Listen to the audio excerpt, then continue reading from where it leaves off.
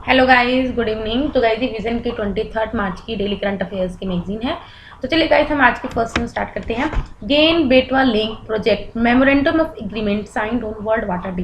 तो गाइस ये जो हमारी न्यूज है एनवायरमेंट में कवर होगी। अभी क्या है, वर्ल्ड वाटर डे पे केन बेटवा लिंक प्रोजेक्ट को क्या किया है, साइन किया गया है। ठीक है, अभी जो मेमोरेंडम ऑफ जो एग्रीमेंट है वो साइन किस किसके बीच में किया है, यूनियन मिनिस्टर ऑफ जल शक्ति और साथ में जो एमपी और यूपी के जो चीफ मिनिस्टर्स हैं उनके बीच में इस एग्रीमेंट को साइन किया गया सो दैट हम केन बेटवा लिंक प्रोजेक्ट को इंप्लीमेंट कर सकें। देखो गाइस, केन बेटवा लिंक प्रोजेक्ट है क्यों एक्चुअल में। देखो केन बेटवा लिंक में क्या होगा, ये इसमें मेनली हम क्या कर रहे हैं, रिंग रिवर्स को क्या कर रहे हैं, इंटरलिंकिंग कर रहे हैं। ठीक है, ये जो किसके अंडर है, ये जो प्रोजेक्ट है वो नेशनल पर्सपेक्टिव प्लान के अंदर है सो दैट हम रिवर्स को इंटरलिंक करें। इस प्रोजेक्ट के अंदर क्या करते हैं, जो केन रिवर में क्या पानी जाता है उसके वाटर को हम ट्रांसफर करेंगे किसमें, बेटवा रिवर में। ठीक है, इससे क्या होगा, जो केन और बेटवा, पहली बात आपको पता होना चाहिए, दोनों जो रिवर्स है वो रिवर यमुना के ट्रिब्यूटरीज है। अब इसके अंदर जो काम होगा, जो रिवर का इंटरलिंकिंग होगा, तो वो दो फेज में काम करेगा। ठीक है, एक तो है phase 1 that is a Dodhan dam complex, उसको कंप्लीट किया जाएगा।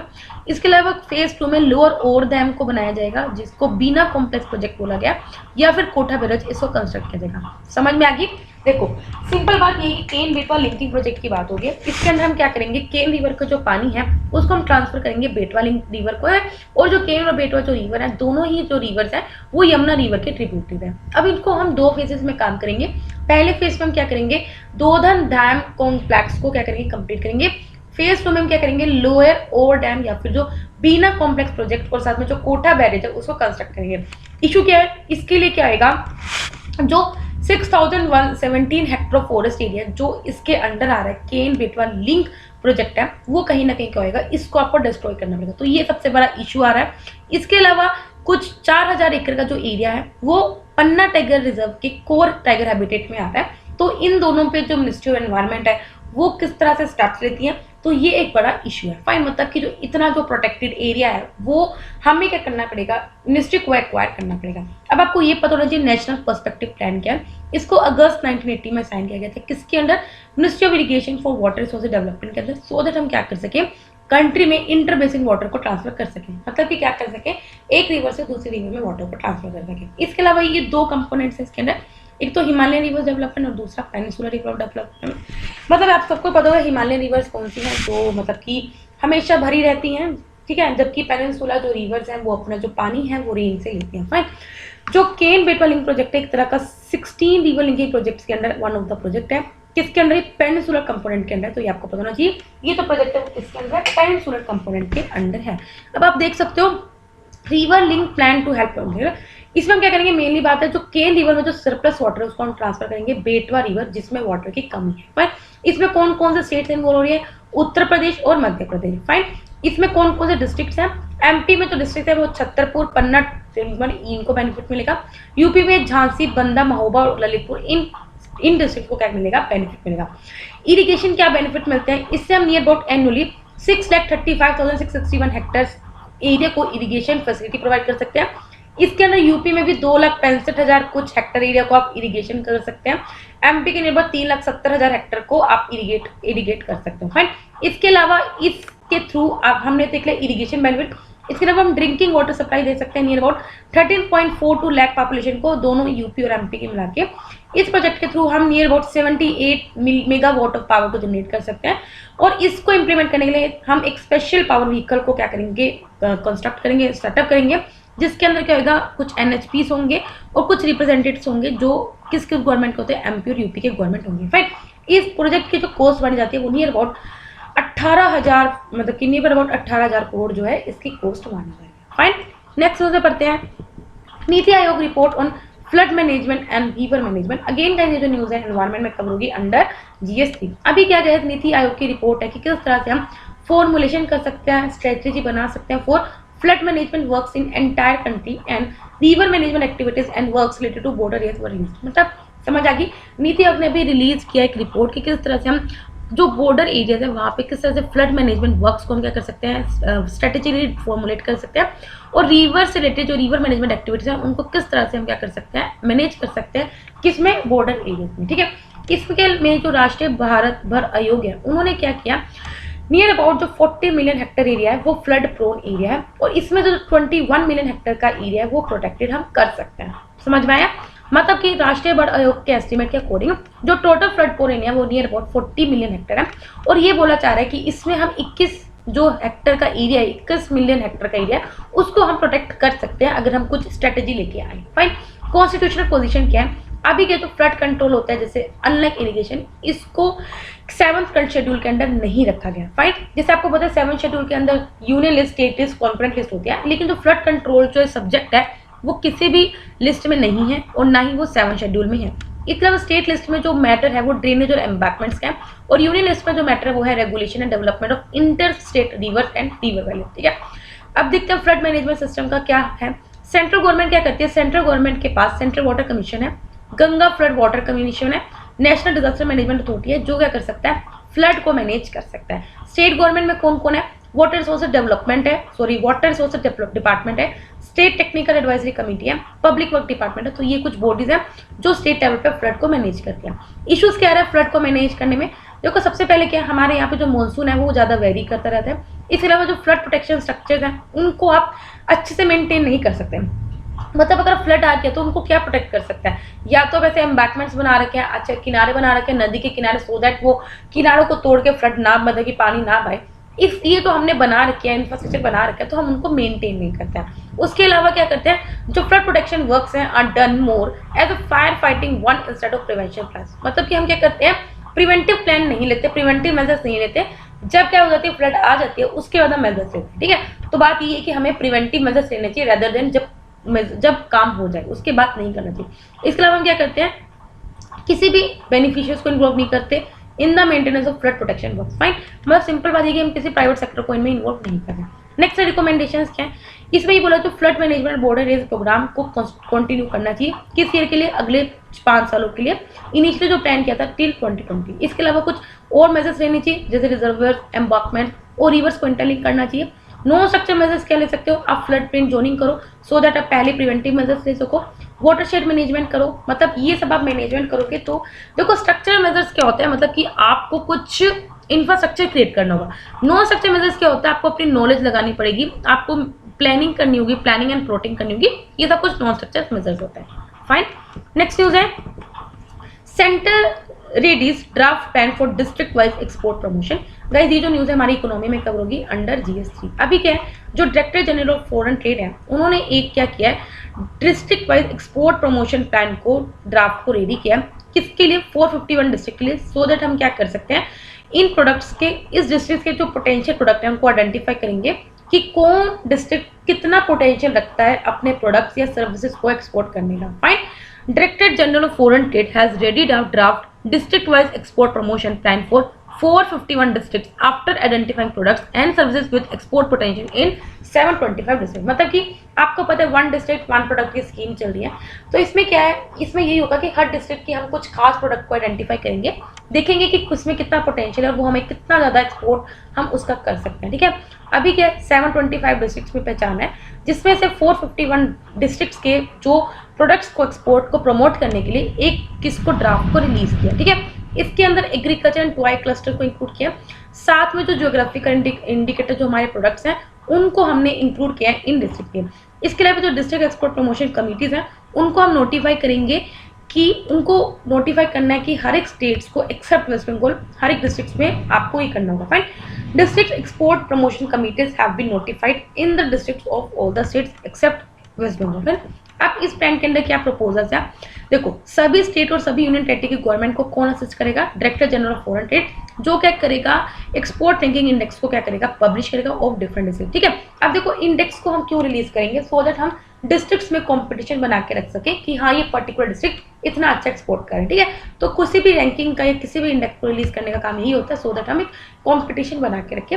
इसके अलावा डिस्ट्रिक्ट एक्सपोर्ट एक्शन प्लान को ट्रांसलेट किया जाएगा into tangible action on the ground. Tangible मतलब कि जो एक्शन दिखे। राइट। बेनिफिट्स क्या होगा डिस्ट्रिक्ट स्पेसिफिक अप्रोच में, देखो डिस्ट्रिक्ट स्पेसिफिक अप्रोच का बेनिफिट ये होगा कि वहाँ के जो MSMEs हैं, वहाँ के जो फार्मर्स हैं, जो स्मॉल इंडस्ट्रीज है, उनको बेनिफिट मिलेगा कि वो क्या कर सकते हैं, अपने प्रोडक्ट्स को क्या कर सकते हैं, ओवरसीज मार्केट मतलब कि फॉरेन मार्केट में एक्सपोर्ट कर सकते हैं। इसके अलावा हम क्या कर सकते हैं, अगर उस डिस्ट्रिक्ट का प्रोडक्ट काफ़ी उसको अच्छा मार्केटिंग मिली तो उस डिस्ट्रिक्ट में हम क्या कर सकते हैं, इन्वेस्टमेंट को अट्रैक्ट कर सकते हैं, सो दैट हम वहाँ पे मैन्युफैक्चरिंग को इंक्लूड कर सकें और उसके प्रोडक्ट्स को एक्सपोर्ट का इंक्रीज कर सके और उनको एक इकोसिस्टम प्रोवाइड कर सके इनोवेशन का, या फिर उनको हम इंस्पायर कर सके कि आप टेक्नोलॉजी का यूज करो at the district level. Fine.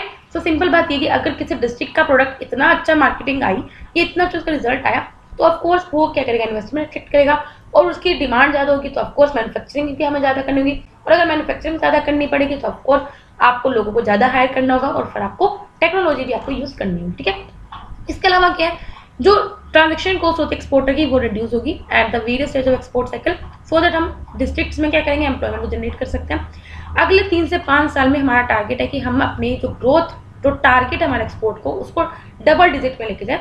जो अभी मतलब कि सिंपल बात यह है, in the next 3 to 5 years it is targeted that export growth of the double digit is registered from 500 districts of the country। मतलब कि हमारी कंट्री में ये अबाउट 725 डिस्ट्रिक्ट्स हैं, तो हमारा एम ये है कि अगले 3 से 5 सालों में हम अपने 500 डिस्ट्रिक्ट्स के जो एक्सपोर्ट हैं उनमें डबल डिजिट ग्रोथ कर सकें। राइट। नेक्स्ट है जल शक्ति अभियान catch the rain campaign launched on world water day. Again guys, world water day था 22 मार्च को, तो उसके दिन पे जल शक्ति अभियान ने कैच द रेन कैंपेन को लॉन्च किया। अगेन गाइस, एनवायरनमेंट में कवर होगा। कैंपेन की जो टैगलाइन थी वो है catch the rain where it falls when it falls. देखो सिंपल बात, जैसे हम बात करते हैं वन सन वन ग्रिड की, सो दैट हम ज़्यादा से ज़्यादा सोलर पावर को हार्नेस कर सके, उसी तरह क्या है catch the rain where it falls when it falls का मतलब ये कि हम रेन वाटर को कंजर्व कर सके, सो दैट हम स्टेट्स और स्टेक होल्डर्स को क्या कर सके, एम्पावर कर सके कि वो appropriate rain water harvesting structure को क्रिएट करें उस पर्टिकुलर एरिया के क्लाइमेटिक कंडीशन के अकॉर्डिंग और सब सोइल स्टेटस के अकॉर्डिंग बिफोर मॉनसून। ठीक है। रेन वाटर हार्वेस्टिंग एक टेक्निक है, सो दैट हम क्या कर सके, रेन वाटर को कलेक्ट कर सके, स्टोर कर सके, या सरफेस पे या सब सरफेस एक्वाफायर में, सो दैट वो क्या कर सके, लॉस ना हो, मतलब कि वो रेन वाटर बहने की जगह क्या कर सके, हम उनको कलेक्ट करें और स्टोर करके रखें। ठीक है। ये हमारी कंट्री में हर एक जगह किया जाता है, चाहे रूरल एरियाज में चाहे अर्बन एरियाज में। ठीक है। इसको इम्प्लीमेंट किया जाएगा मार्च 2021 से नवंबर 2021 तक, मतलब मानसून से पहले और मानसून के बाद तक। ठीक है। कैंपेन का एम यही है कि हम क्या कर सके, वाटर को कंजर्व कर सके, और इसमें हम क्या कर सके, ग्रास रूट लेवल तक लोगों को इंक्लूड कर सके, सो दैट लोग ज़्यादा से ज़्यादा क्या कर सके, पार्टिसिपेट करें। इस पीरियड में क्या जो मनरेगा फंड्स को स्पेंड किया जाएगा, सो दैट हम रेन वाटर को ज़्यादा से ज़्यादा कंजर्व कर सकें। इस कैंपेन के और कुछ कंपोनेंट्स भी हैं, जैसे हर एक डिस्ट्रिक्ट में रेन सेंटर्स को एक एस्टेब्लिश किया जाएगा, सो दैट एक तरह का वो टेक्निकल गाइडेंस सेंटर की तरह एक्ट करेंगे, आपको गाइड करेंगे to whole in the district. Fine. हर एक डिस्ट्रिक्ट में एक रेन सेंटर होगा जो आपको क्या करेंगे, गाइड करेंगे, टेक्निकली गाइड करेंगे। इसके अलावा तो डिस्ट्रिक्ट में जो भी बॉडीज होंगी, वाटर बॉडीज होंगी, उनको ये बताया जाएगा और जो भी उनके ऊपर जो रिस्ट्रिक्शंस है उनको रिमूव किया जाएगा। इसका बेनिफिट क्या होगा, आप समझ सकते हैं। इसका बेनिफिट क्या होगा, हम अपना सोइल मॉइस्चर को इंप्रूव कर सकते हैं और अपना जो ग्राउंड वाटर टेबल है उसको इरेज कर सकते हैं। आपने देखा कितना ज़्यादा जो हमारा ग्राउंड वाटर टेबल है वो कितना डिक्रीज हो गया, तो वो हम इंक्रीज कर सकते हैं। अर्बन फ्लडिंग जो इश्यूज हैं उनको प्रिवेंट कर सकते हैं, और जो हमारी डिमांड है वाटर सप्लाई, आपको पता है हमारी जो वाटर सप्लाई वो दिन पे दिन कम हो जा रही है, जो वाटर सप्लाई की जो डिमांड है उसे भी हम पूरा कर सकते हैं। ठीक है। अब इस कैंपेन के अंदर क्या क्या एक्टिविटीज आती है आप देख सकते हो। इसके अंदर हम क्या करेंगे, डैम्स को, वाटर हार्वेस्टिंग टिप्स को, इन सबको चेक करेंगे। Roof top rain water harvesting structure को हम चेक करेंगे। ठीक है। इसके अलावा हम कुछ एनरोचमेंट्स या जो डीसेटिंग टेंशन को रिमूव करेंगे, सो दैट हम उनकी स्टोरेज कैपेसिटी को बढ़ा सकें। लाइक सपोज करो कोई डैम है, मतलब कोई भी अगर आपने रिजर्वर बना रखा है, अगर उसके नीचे यहाँ तक इतनी तो मिट्टी जमी हुई है, तो वो उसकी जो स्टोरेज कैपेसिटी है वो अल्टीमेटली घट गई ना। तो हमारे ये कि कुछ अगर रिस्ट्रिक्शंस हैं, जो ऑब्स्ट्रक्शन है उनको रिमूव करेंगे, सो दैट हम उनकी एक्चुअल जो स्टोरेज कैपेसिटी उसको यूज़ कर सके और उनको स्टोरेज कैपेसिटी को इंक्रीज कर सके। ठीक है। इसके बाद जो चैनल्स में कोई भी ऑब्स्ट्रक्शन है उनको भी इंक्रीज कर सकते हैं, सो दैट हम क्या कर सके, वाटर को एक्चुअली कहाँ तक ले जा सके, कैचमेंट एरिया में। ठीक है। इसके अलावा हम कुछ स्टेप वेल्स को रिपेयर करेंगे और जो बोरवेल्स हैं उनको यूज़ करेंगे, सो दैट हम अनयूज्ड वेल्स को यूज़ कर सके, उनको वाटर को उसमें डालने की। ठीक है। अब आप कुछ देख सकते हो, कुछ traditional rain water harvesting structure है। एक जिंग है जिससे लद्दाख में है। ठीक है। देखो गाइस, आपको ये पता होना चाहिए, वेरी इंपॉर्टेंट है, स्टैटिक इंपॉर्टेंट। ठीक है। जिंग है लद्दाख में, जैबो है नागालैंड में, बैम्बू ड्रिप इरिगेशन मेघालय में परफॉर्म किया जाता है, जो हाथ राजस्थान में परफॉर्म किया जाता है, छेरुवी आंध्र प्रदेश में, सुरंगम केरला में। ठीक है। तो एक तरह से सब क्या है, रेन वाटर हार्वेस्टिंग सिस्टम है। तो आपसे डायरेक्टली पूछ सकते हैं कि what is this related to, that you should know that it is related to the rain water harvesting system. Next है Indo US defence head discuss the wide range of cooperation. ये जो news हमारी international relations में cover होगी under GS2। ठीक है।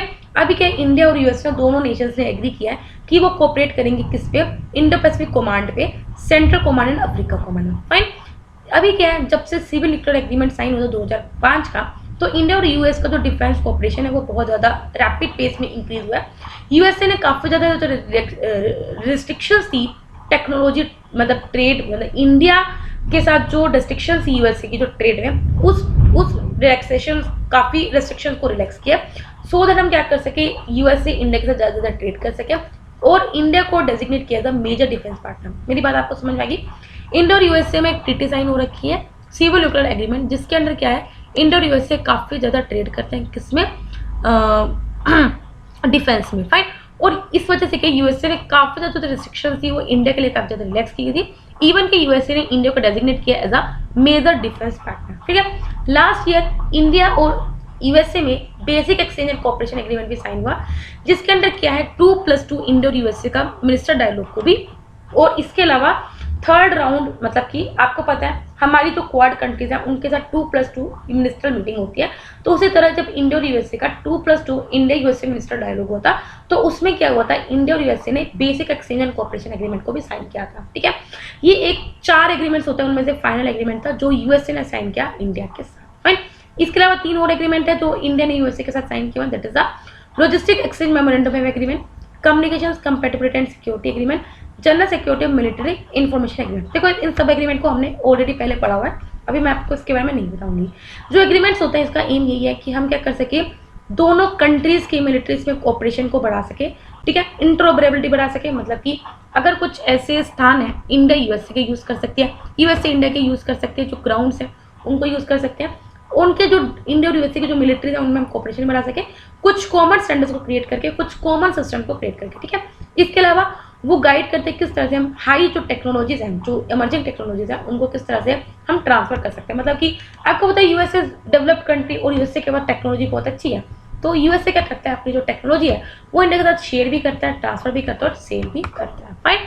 अब India और यूएसए की अगर डिफेंस पार्टनरशिप इतनी अच्छी है तो इस पर इंडिया का क्या सिग्निफिकेंस है, मतलब इंडिया के लिए क्यों बेनिफिशियल है। ऑफकोर्स म्यूचुअल ट्रस्ट बढ़ेगा, इंडिया की जो ऑफेंसिव और डिफेंसिव कैपेसिटी है वो भी बढ़ेगी, मतलब कि किसी और कंट्री को इंडिया इजीली डिफेंड कर सकती है, इवन कि इंडिया डरा भी सकती है। फाइन।